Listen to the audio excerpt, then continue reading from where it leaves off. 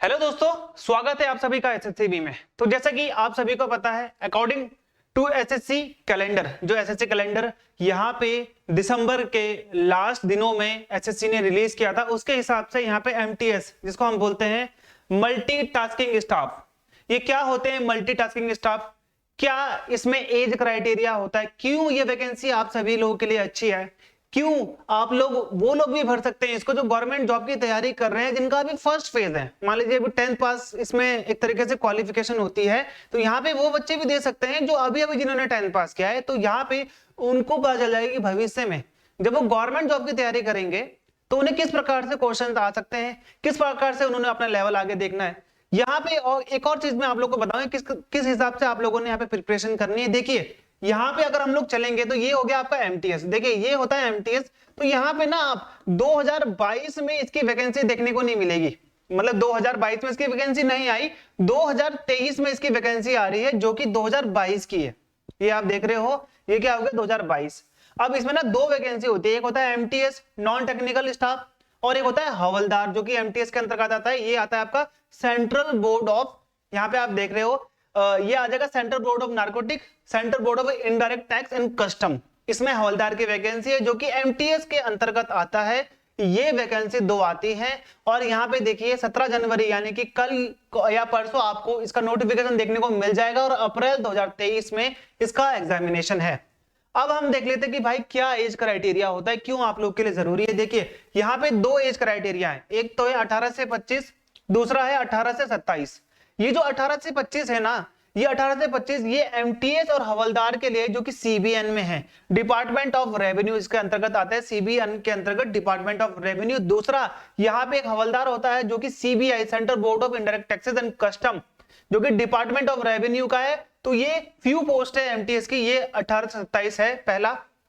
दूसरा 18 से 25 यहाँ पे आपको देखने को मिल जाएगा, जो कि हमारे एग्जाम पॉइंट ऑफ व्यू से बहुत ही ज्यादा इंपॉर्टेंट होता है। ओके, तो ये हो गया हमारा यहाँ पे एज लिमिट। मैं आप लोग को बता चुका हूं 18 से 25 आप इसको मान के चलिए, और बहुत कम ऐसी पोस्ट होती है जिसमें 27 होता है। क्या आपका एग्जाम होने वाला है? देखिए एग्जाम आपको वही मिलेगा, क्वांट, रीजनिंग, इंग्लिश और जीके, 25-25 मार्क्स के सारे एग्जाम होने वाले हैं। ठीक है, 100 क्वेश्चन होंगे। यहाँ पे आप देख ही रहे हो किस प्रकार से यहाँ पे आपको बता रहा हूं मैं। 90 मिनट यानी कि 1.5 घंटे का टाइम आप लोगों को मिलने वाला। टाइमिंग बहुत अच्छी है, इसीलिए इसकी मेरिट बहुत हाई जाती है। अबव 80 आपने इसकी मेरिट देखी है, 100 में से यहाँ पे मैं बात कर रहा हूँ। देखिए यहाँ पे आपको दिख रहे हैं नंबर ऑफ क्वेश्चन और मैक्सिमम मार्क्स। तो यानी कि यहाँ पे हमारे 100 क्वेश्चन हो गए और 100 मार्क्स हो गए। ये आपको दिख रहा है, आपके 100 क्वेश्चन आते हैं, 100 मार्क्स के आते हैं, यानी कि एक क्वेश्चन 1 नंबर का आता है और यहाँ पे आपको 1.5 घंटे का टाइम मिलता है। यहाँ पे आपका इंग्लिश जो कि नॉर्मल होती है, यहाँ पे आपको रीजनिंग देखने को मिलेगी, न्यूमेरिक एप्टीट्यूड और जनरल अवेयरनेस देखने को मिलता है। पेपर 2 डिस्क्रिप्टिव, ये जो पेपर 2 होता है इसका, ये डिस्क्रिप्टिव होता है सभी पोस्ट के लिए। एक तरीके से यहाँ पे आप बोल सकते हो डिस्क्रिप्टिव, इन्होंने यहाँ पे बोला है। ये क्वालिफाई इन नेचर होता है, इसमें आपकी कोई मेरिट नहीं लगती। जो आपकी मेरिट लगेगी वो आपके पेपर 1 के हिसाब से ही लगने वाली है। ठीक है, तो यहाँ पे देख लीजिए आप, ये एक आपका एक ऐसे लिखने का आएगा 25 नंबर का, दूसरा आपका यहाँ पे आएगा एक लेटर लिखने का, एक आएगा ऐसे लिखने का, एक आएगा लेटर लिखने का। तो ये 25-25 मार्क्स के दोनों है, दोनों मिला के यहाँ पे आपके 25 मार्क्स के हो जाएंगे। ओके, तो यहाँ पे आप देख रहे हो इसको, मैक्सिमम मार्क्स यहाँ पे आपका 50। ठीक है, 45 मिनट्स यहाँ पे आपका क्या हो जाएगा, एक तरीके से इसका आपको टाइम मिलेगा करने के लिए 45 मिनट, यानी कि 1 घंटा भी पूरा नहीं है। 1 घंटा सिर्फ किसके लिए? जो जिसके पास स्क्राइब होता है, जो पर्सन विद डिसेबिलिटी होते हैं, ब्लाइंड होते हैं, उनके लिए होता है ये। ठीक है, और यहाँ पे अगर आपको ये लिखना है ऐसे, ये आपको लेटर लिखना है, आपको हिंदी में लिखना है, आप हिंदी में लिख सकते हो। 8th शेड्यूल के अंतर्गत जो हमारी 22 भाषाएं हैं, जिनको भाषा का दर्जा मिला है, उनके अंतर्गत आप यहाँ पे किसी में भी लिख सकते हो। ये लेटर लिखना और एक ऐसे लिखना है। ऐसे मान लीजिए आपको दे दिया लिखने के लिए कि भाई आप ऐसे लिख दीजिए महिला सशक्तिकरण पे, वुमेन एम्पावरमेंट पे, तो आप हिंदी में, इंग्लिश में, आप अपनी जो इनसे भी भाषा जो हमारे 8वें शेड्यूल के अंतर्गत 22 भाषाओं में आती है, आप उस भाषा में लिख सकते हो। ओके, लेकिन जो आपका पिछला पेपर है वो आपको उसी लैंग्वेज में लिखना पड़ेगा, या तो हिंदी या तो इंग्लिश। अब यहाँ पे आप देखोगे एमटीएस के ज्यादातर पोस्टों में तो यहाँ पे पीईटी, फिजिकल एफिशिएंसी टेस्ट बोलते हैं, दूसरा होता है पीएचडी, फिजिकल स्टैंडर्ड टेस्ट बोलते हैं। फिजिकल एफिशिएंसी टेस्ट में ये होता है कि आपको रनिंग करवाई जाएगी, साइकिलिंग करवाई जाएगी। अब ये जो साइकिलिंग है ना, ये हर पोस्ट में एलिजिबल नहीं है। अब ये तो मान लीजिए कि भाई ये तो होगा ही होगा। 1600 मीटर है आपका वॉकिंग, जिसको कि आपने देखना होगा, ये आप देख रहे हो यहाँ पे फीमेल का है 1 किलोमीटर 20 मिनट में, यहाँ पे 1600 मीटर है 15 मिनट में। तो ये इजीली हो जाता है, इसमें कोई भी ऐसी चीज नहीं है कि जिसमें आपको लगेगा कि बहुत हार्ड है।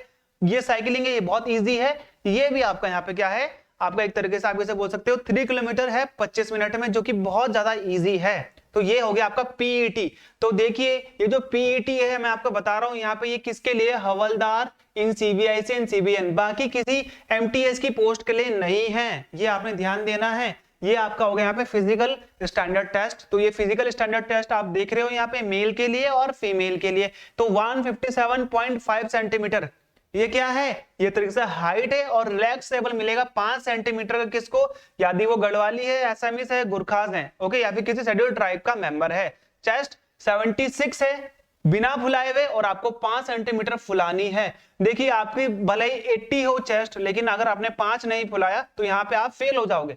यहाँ पे आपके 75 तभी भी आप फेल हो जाओगे बिना फुलाए, और आपने यहाँ पे 5 तो फुलानी ही, चाहे आप 10 फुला दीजिए लेकिन आपको फुलाना पड़ेगा।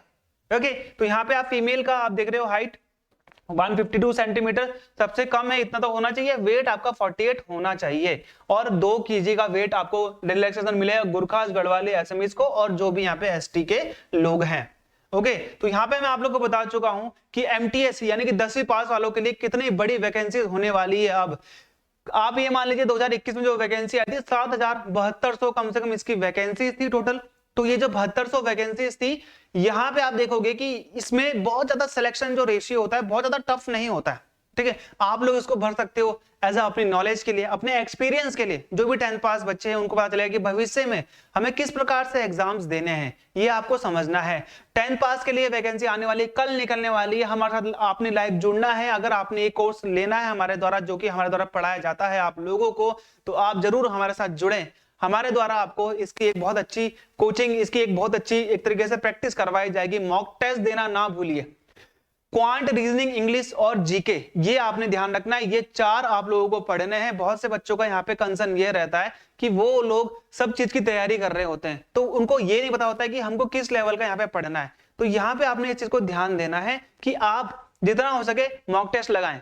मॉक टेस्ट लगाने से आपको क्वेश्चन तो मिलेगा ही, साथ ही साथ में आपको वो चीजें भी मिल जाएंगी जो आप चीजों जो आपको नहीं आती, आप भूल चुके थे, आपका रिवीजन हो गया उस चीज से। तो जितना आप मॉक टेस्ट लगाएंगे उतना आपको फायदा रहेगा। बाकी की इंफॉर्मेशन मैं कल आप लोगों को एमटीएस का जैसे नोटिफिकेशन निकलता है मैं आपको बताता हूं। तो मिलते हैं हमारे कल के वीडियो में, तब तक के लिए गुड बाय।